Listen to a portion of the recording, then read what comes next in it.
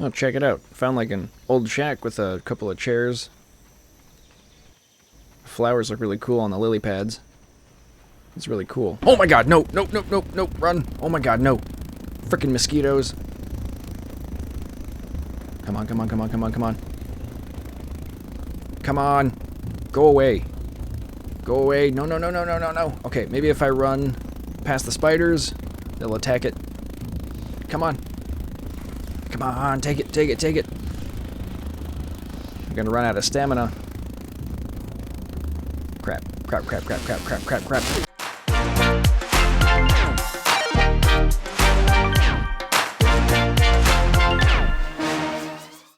Hey, welcome back to Hardly Tech.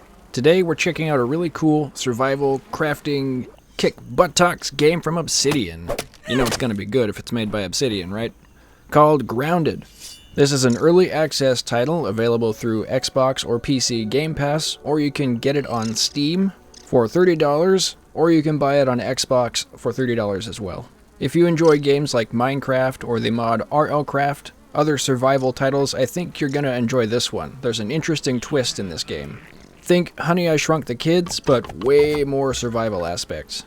Yes, this game is in early access. Yes, it's been out for 2 years now, but a lot of improvements have been made here in the last few months that add to the structure and playability of the game, as well as made performance improvements that I feel like finally put this game in a place where I think I could recommend it to people to actually play as an everyday title. Now you might be thinking to yourself, Hardly Tech, this looks like a kid's game. And yeah, it kinda does look like a kid's game, but you'd be wrong if you think the gameplay is at all childish. This game is seriously fun, fairly addictive, in a good way, and I find myself wanting to play this even when I'm not playing multiplayer with other people. So first, let's talk about how you gain experience and gather materials for survival. Gaining experience in this game requires you to go out, collect things laying around, attack insects, and try to gather food and such. Then you come back to your science outpost and run your items through the scanner, and you slowly build up raw science points. When you scan these items, you unlock crafting options that you then have to wait until a specific character level to utilize. It sounds complex and a bit daunting, but it's pretty simple. You basically just play the game and scan everything you collect once, and bada bing, bada boom, you're done. You can also collect these floating purple orbs of energy to gather raw science points out in the wild. Raw, you might say. The game also features a full day-night cycle, though if you want to run around in the dark, I highly recommend a torch. Now, after you've done all that, and you've gotten used to gathering items and fighting off little gnats and aphids and such, you'll notice there are a wide variety of insects out and about. Some of which you need to kill for food, some of which you'll need to kill for equipment and upgrades. Aphids and gnats aren't hostile, even after you attack them, but they will run away given the chance, so you have to act fast. Others, like worker ants, are friendly until attacked. Then they're not so friendly. But they're still not a huge threat unless you get surrounded, and you will. Then you have the larger insects and arachnids that you really need to stay out of the way of, like wolf spiders, mosquitoes, infected larvae, etc. Seriously, until you have very good equipment, just run. If you're playing with a group of 3 or 4 people, you may be able to take down one spider, maybe 2 if you're lucky. But the amount of damage you'll take from each hit or acid vomit attack will have you all running to help each other keep from dying, and then you may all end up getting eaten anyways, so just run. Seriously. An interesting facet of each bug is that they all have their own unique set of sounds that they make while they're wandering around or when they're getting attacked. Some are much cuter than others, but it definitely adds to the experience and the immersion of getting attacked while you're in somebody's lawn.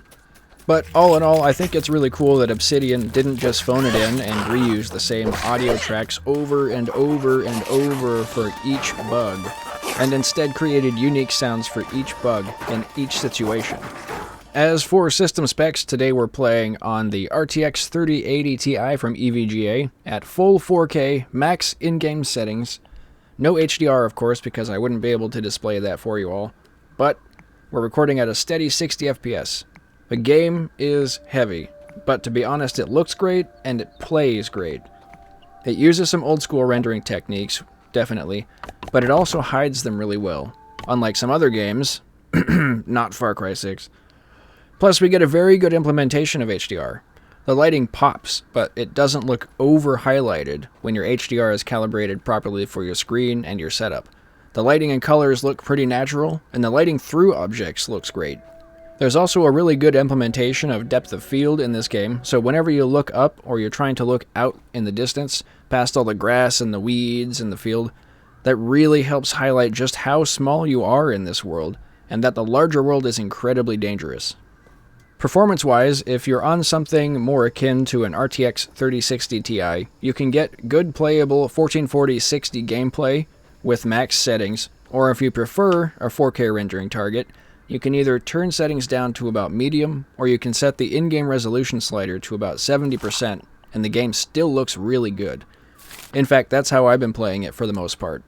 If you're on something closer to an RTX 3060, you should probably stick to 1080p, but like I mentioned previously, you can always adjust the resolution slider or the in-game settings to meet your desired frame rate target, and the game's still going to look and play really good. Now, as I had mentioned, this game still uses some old-school rendering techniques. For instance, there is no ray tracing in this game, so our reflections are limited to screen space reflections, and, you know, we all know how that is. It doesn't look amazing, but it does the job. And when you're in a dimly lit area running through grass, it's convincing. It looks pretty good.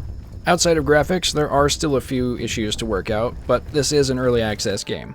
For instance, once in a while you get stuck on a blade of grass, or on a clover, or you drop something, and it kind of gets stuck bouncing back and forth. You know, it's just how it is, right?